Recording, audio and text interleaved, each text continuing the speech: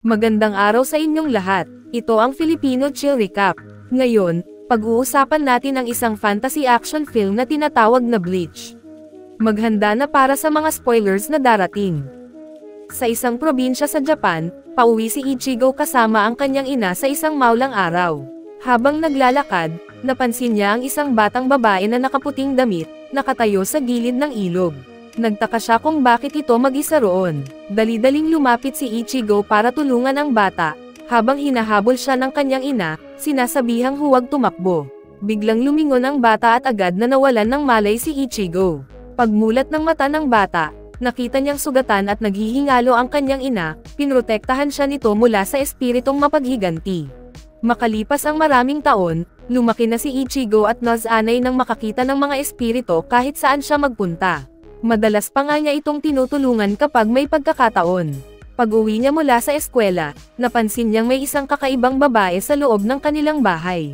Ipinakilala nitong siya si Rukia, isang Soul Reaper, at laking gulat niya nang malaman nitong kaya siyang maramdaman ni Ichigo.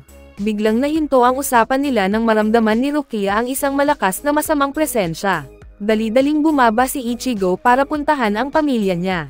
Ngunit nadatnan niyang nakayakap sa isang sulok ang kapatid niya, nanginginig sa takot matapos makarinig ng kakaibang boses. Sa isang iglap, biglang gumuho ang pader at isang higanteng kamay ang dumakma sa kapatid niya. Hinayla ito ng isang dambuhalang halimaw, mismo sa harapan niya. Dali-daling humabol si Ichigo sa labas, pero nagulat siya nang makita ang isang nakakatakot na nilalang sa kanyang harapan. Bago pa siya makagalaw, tinamaan siya ng halimaw at tumilapon palayo. Buti na lang at umatake agad si Rukia. Tinagan niya ang halimaw kaya nabitawan nito ang kapatid ni Ichigo. Ipinaliwanag ni Rukia na ang halimaw ay isang hollow, isang masamang espiritong naaakit sa mataas na espiritual na enerhiya ni Ichigo. Bago pa sila matapos mag-usap, biglang sumugod ang hollow at inihagis ang ulo nito kay Rukia. Agad niya itong hinarang, pero bahagya lang niya itong naitulak. Sinubukan niyang lumaban, pero agad siyang nahuli ng hollow at nag-ipon ito ng malakas na enerhiya sa bibig nito. Sa huling sandali, nakawala si Rukia gamit ang kanyang mahika. Pinatalsik niya ang halimaw sa ere, ngunit siya naman ang bumagsak sa ibabaw ng isang sasakyan. Tumatakbo si Ichigo papunta sa Soul Reaper at napansin niyang sugatan ito mula sa nakaraang laban. Sabi ni Rukia, kailangan niyang ipasa ang kapangyarihan ng isang Soul Reaper kay Ichigo sa pamamagitan ng pagsaksak sa kanya, para magawa niyang labanan ang halimaw at mailigtas ang kanilang mga kaluluwa. Dahil mabilis na nakabawi ang nilalang mula sa huling atake, wala nang ibang pagpipilian si Ichigo kundi tanggapin ang alok ni Rukia. Sinaksak siya ng babae gamit ang kanyang espada. Biglang sumugod ang hollow para umatake, pero may aninong dumaan at mabilis na hiniwa ang halimaw bago lumapag sa likod nito. Sa isang iglap, naputol niya ang braso ng halimaw gamit ang kanyang espada. Nagulat si Ichigo nang makita niyang nagtagumpay siyang makuha ang kapangyarihan ng isang Soul Reaper. Galit na sumugod ang halimaw, pero mabilis itong hinati ni Ichigo sa gitna gamit ang isang napakalakas na hiwa. Agad na naglaho ang nilalang mula sa mundo ng mga tao. Kinabukasan, nagising si Ichigo at inakalang panaginip lang ang lahat, pero bumalik agad siya sa realidad nang makita niyang butas ang pader nila. Laking gulat niya nang mapansin na tila nakalimutan ng kanyang pamilya ang lahat ng nangyari kagabi. Ang alam lang nila, may truck na bumangga sa bahay nila. Sa eskwelahan, normal ang takbo ng araw niya. Hanggang sa makita niya ang kanyang mga kaibigan sa loob ng silid-aralan. Pero laking gulat niya nang pumasok si Rukia, nagpapanggap bilang bagong estudyante. Agad siyang hinayla ng babae at sinabihan na huwag magsalita kahit isang salita, kundi papatayin daw siya nito. Pinaliwanag ni Rukia na hindi siya makakabalik sa kanyang mundo, ang Soul Society, dahil aksidente niyang naibigay kay Ichigo ang lahat ng kanyang kapangyarihan. Kailangan niya itong mabawi agad, dahil kung hindi na siya makakalaban ng mga hollow at mananatili na lang sa mundo ng tao magpakailanman. Isinuot ni Rukia ang isang espesyal na guwantes at biglang sinugod si Ichigo, inilabas ang kanyang kaluluwa mula sa kanyang katawan. Kinuha niya ang higanteng espada ng binata at sinabing kailangang saksakin siya nito upang maibalik ang kapangyarihan sa kanya. Pero sa kasamaang palad, hindi nagtagumpay ang ritual dahil mahina pa ang enerhiya ni Ichigo. Ang tanging paraan para maibalik ang kapangyarihan ni Rukia ay kung lalakas si Ichigo sa pamamagitan ng matinding pagsasanay. Kung hindi kakayanin ng kanyang katawan ang proseso. Hindi natuwa si Ichigo sa ideyang ito, dahil ang gusto lang naman niya ay bumalik sa kanyang normal na buhay. Pag-uwi niya, nagulat siya nang makita si Rukia na nagtatago sa loob ng kanyang aparador dahil wala siyang matutuluyan. Pilit niya itong pinalalabas, pero tumanggi ang babae at sinabing dapat niyang tanggapin ang kanyang kapalaran. Sa gitna ng kanilang pagtatalo, biglang bumukas ang pinto at pumasok ang tatay ni Ichigo matapos marinig ang boses ng isang babae. Sinipal nito ang anak palayo at binuksan ang aparador, pero laking pagtataka niya nang makita niyang walang tao sa loob. Binalaan niya si Ichigo na huwag magdala ng babae sa bahay at sinabing mag-ingat ito sa responsibilidad ng pagiging magulang, isang bagay na alam niya matapos magkaroon ng napakaraming anak. Kinabukasan, nagsimula ng sanayin ni Rukia si Ichigo, pero halata sa binata na nahihirapan siya at wala siyang motibasyon para matuto. Binigyan siya ni Rukia ng isang kahoy na espada at tinuruan siya ng tamang paraan ng kendo. Pero sa kabila ng lahat ng ito, hindi pa rin siya makasuntok o makahataw ng maayos, at parang isang baliw na lang siyang nagwawala habang winawasiwas ang kanyang sandata. Samantala, isang Soul Reaper na may pulang buhok na nagngangalang Renji ang nagulat sa kanyang kapitan na si Byakuya na nawala na nila ang bakas ni Rukia. Naglaho ang kanyang espiritual na enerhiya, na nangangahulugang ibinigay niya ang kanyang kapangyarihan. Iniutos ng kapitan na hanapin siya agad, dahil isang mabigat na krimen ang pagpasa ng kapangyarihan sa isang tao, parusang kamatayan ang maaaring kahinatnan. Kinagabihan, pauwi na si Ichigo mula sa paaralan nang maramdaman niyang may sumusunod sa kanya. Tumigil siya at hinamon ang nilalang na magpakita. Laking gulat ni Renji nang makita niyang nakikita siya ng isang tao. Agad niyang tinanong si Ichigo kung nasaan si Rukia, pero nagkunwari itong walang alam at sinubukang protektahan ang kaibigan, alam niyang nasa panganib ito. Nena si Renji sa malinaw na kasinungalingan ni Ichigo, kaya agad siyang sumugod at inatake ito gamit ang kanyang espada. Sa kabutihang palad, isang palasong gawa sa espiritual na enerhiya ang lumipad at halos tamaan siya sa ulo, dahilan para umatras siya. Sinamantala ito ni Ichigo upang makatakas. Pagka-uwi, agad niyang hinarap si Rukia at tinanong kung ano talaga ang nangyayari. Ngunit sa halip na sumagot, sinabi lang nito na kailangan niyang magsanay, kung hindi, tiyak na mamamatay siya.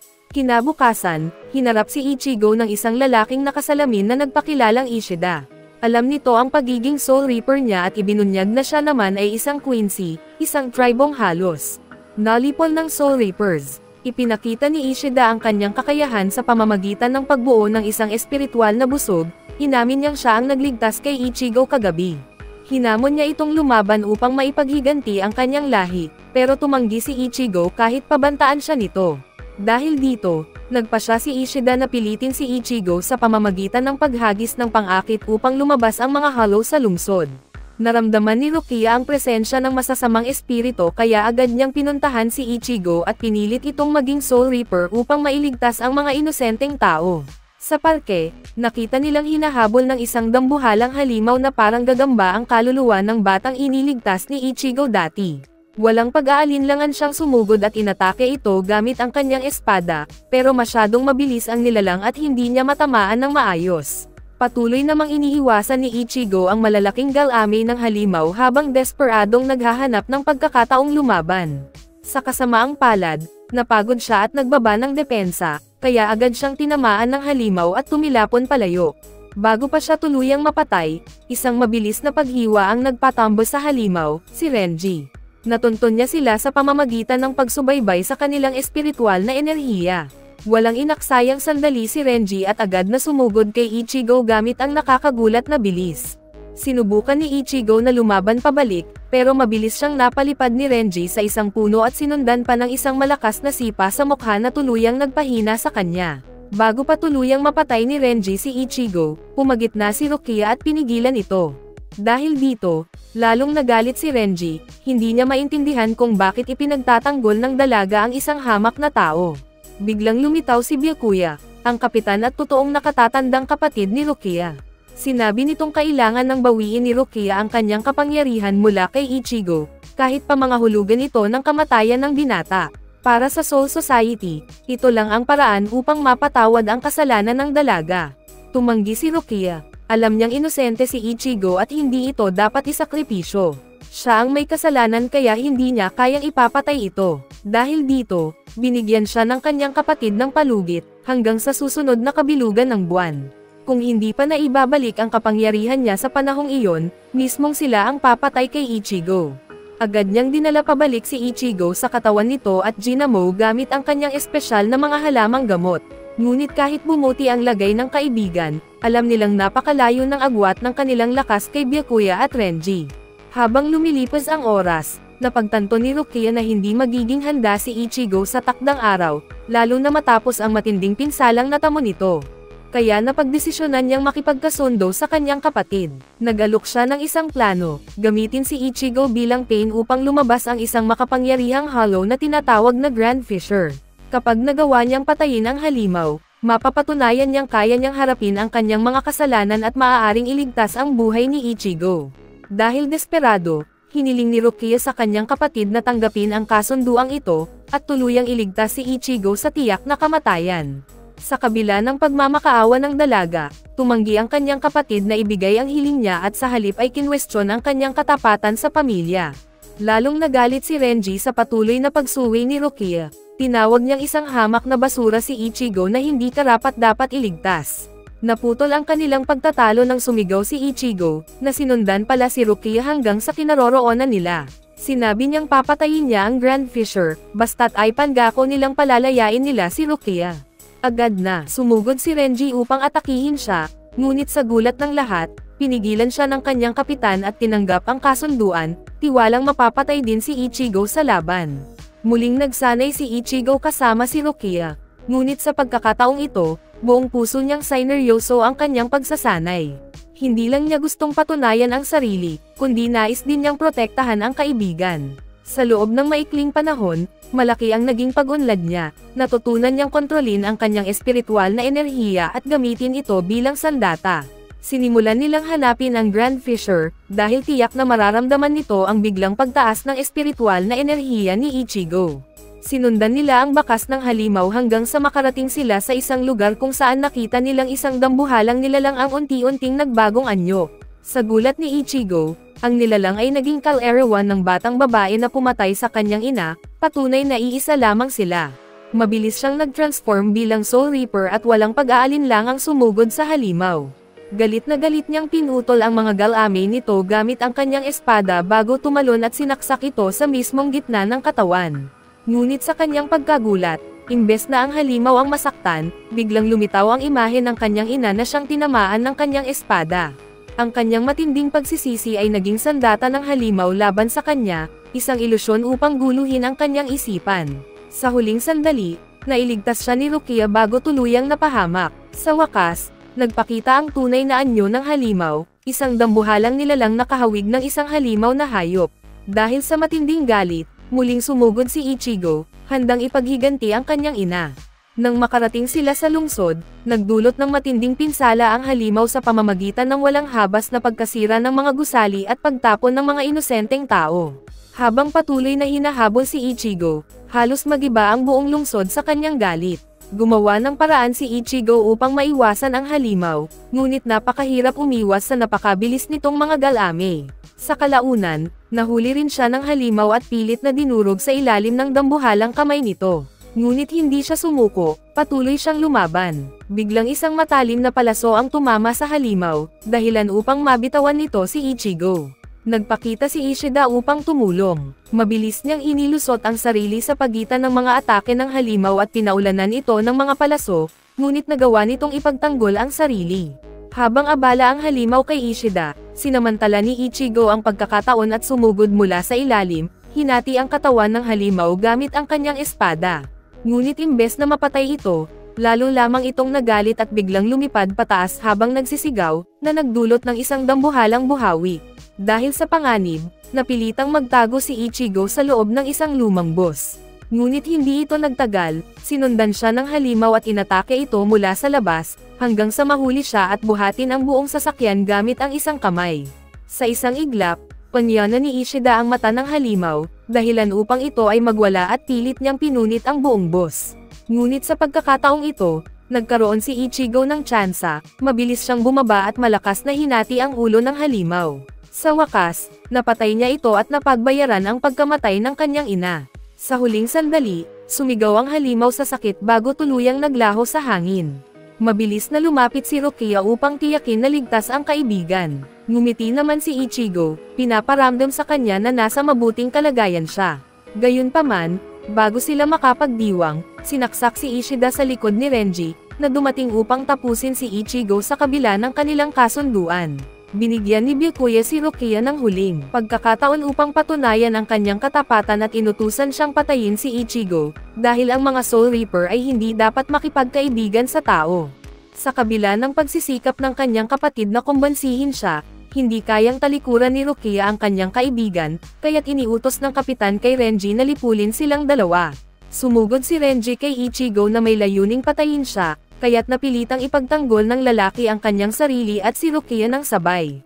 Napakabilis at napakalakas ng mga atake ni Renji para mapanatili ni Ichigo ang depensa, kaya't siya ay napalipad sa mga sasakyan. Ngunit, sa pagkakataong ito, sa wakas ay kayanan niyang sundan ang kilos ng kalaban, na nangangahulugang maaari na siyang manalo. Muling sumugod si Ichigo, at nagpalitan sila ng matitinding palo. Subalit, mabilis siyang napuwersang dumpensa, hindi magawang tumugon sa mga atake. Pinagpapalo siya ni Renji at itinutulak pabalik, ngunit sa pagkakataong ito, nagawa niyang itapon ang kalaban at tamaan ito ng isang sipa. Dahil sa galit, bumawi si Renji at sinipa si Ichigo sa mukha, bago siya pinatalsik gamit ang isang napakalakas na atake. Sa wakas, ipinasya ng Soul Reaper na ipakita ang tunay niyang lakas sa pamamagitan ng pagpapakawala sa kanyang espada, si Zabumaru, na lumawak at umabot na parang latigo. Napilitan si Ichigo na iwasan ang mga atake habang tumatakbo, hindi sanay sa biglang paglawak ng abot ng sandata ng kalaban. Sa huli, hinuli ni Renji si Ichigo gamit ang kanyang espada at inihagis ito palayo na parang basahan sa bunten ng mga sasakyan.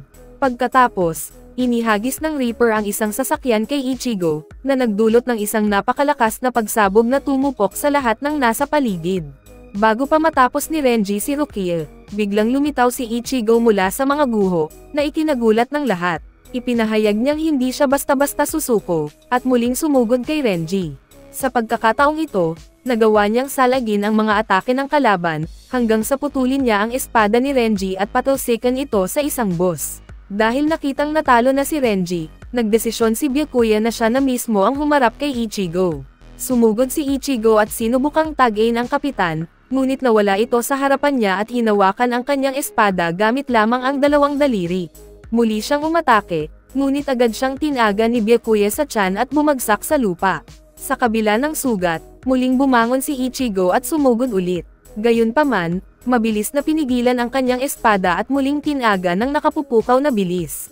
Paulit-ulit siyang bumagsak, ngunit hindi siya sumuko, dahil kailangang protektahan niya si Rukia, anuman ang mangyari. Sa inis ni Byakuya sa matinding determinasyon ni Ichigo, muli niyang tinaga ito sa mukha, na nagpatambol sa kanya.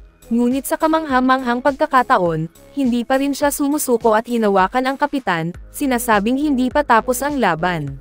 Sa puntong ito, lubos ng nena si Byakuya at nagpa siya ng tapusin si Ichigo. Ngunit bago niya magawa ito, iniligtas siya ni Rukia sa pamamagitan ng pagpapatambol sa kanya at pagtawag sa kanya bilang isang hamak na tao. Sinaktan niya si Ichigo upang pigilan siyang bumangon, na sinasabi niyang pagod na siya rito, habang pinipigil ang sariling luha. Ipinangako ni Rukia sa kanyang kapatid na babalik siya sa Soul Society at haharapin ang kanyang parusa, upang wala nang kailangang mapatay pang iba. Kinuha niya ang espada ni Ichigo at itinaga ito sa kanyang sarili, tinanggal ang lakas ng lalaki habang unti-unting bumabalot ang puting liwanag. Nagising si Ichigo kinabukasan, at sa kanyang gulat, wala na siyang kahit anong sugat, na para bang panaginip lang ang lahat. Bumalik siya sa paaralan at nakita ang kanyang mga kaibigan, ngunit may isang bagay na tila kulang. Binuksan niya ang kanyang libro sa mesa at nakita ang sulat ni Rukia, dahilan upang muli siyang ngumiti. Ano sa tingin niyo ang pelikulang ito? Ipaalam sa akin sa mga komento sa ibaba. At kung nagustuhan ninyo ang aking video, huwag kalimutang i-like at mag-subscribe para sa iba pang nilalaman.